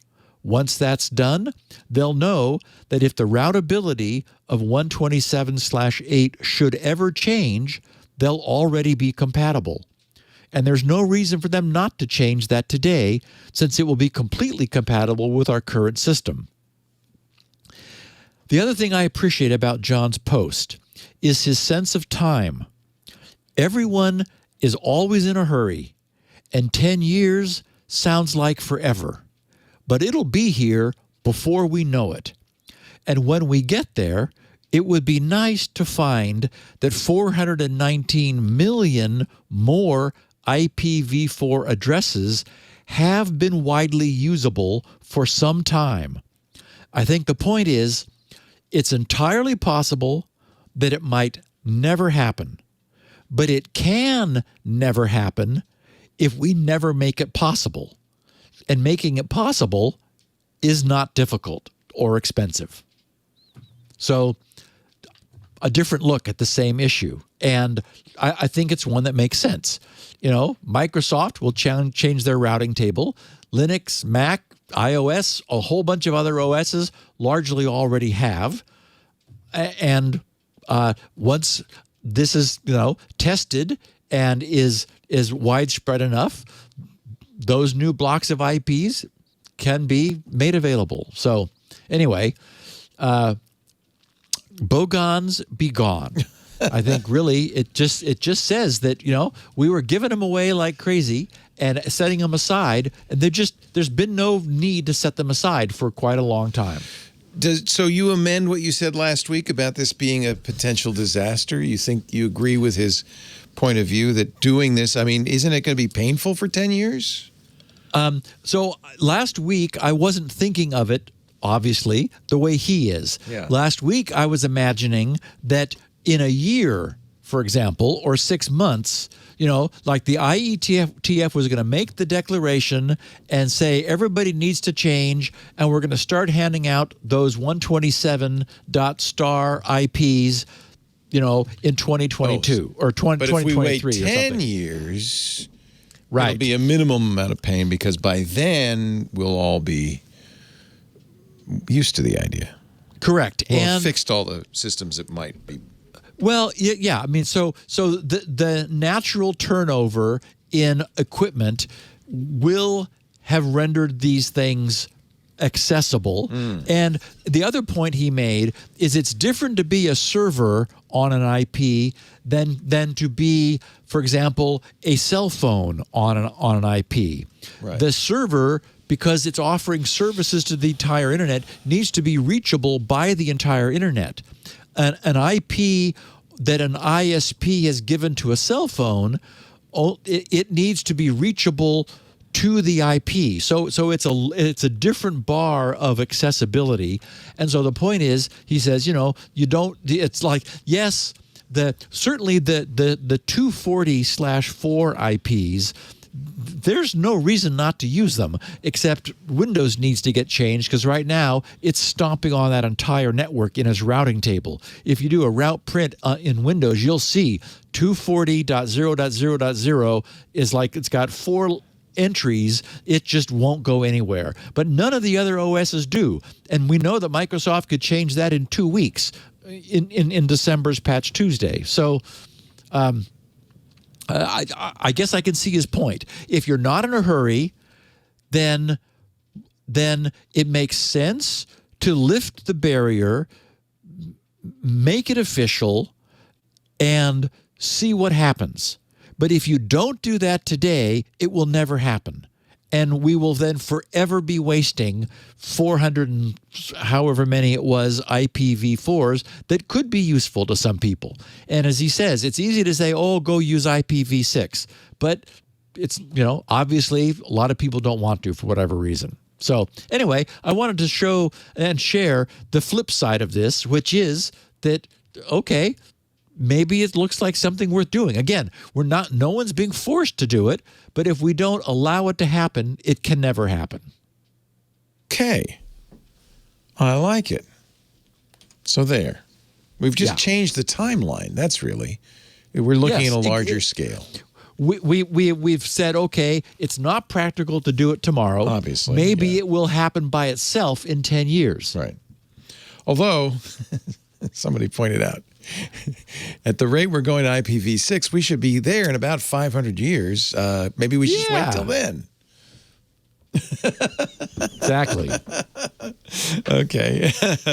This is what I love about this show. I mean, ladies and gentlemen, I don't think there's any other show in the world that you would hear this discussion and hear it explained, I think, so clearly.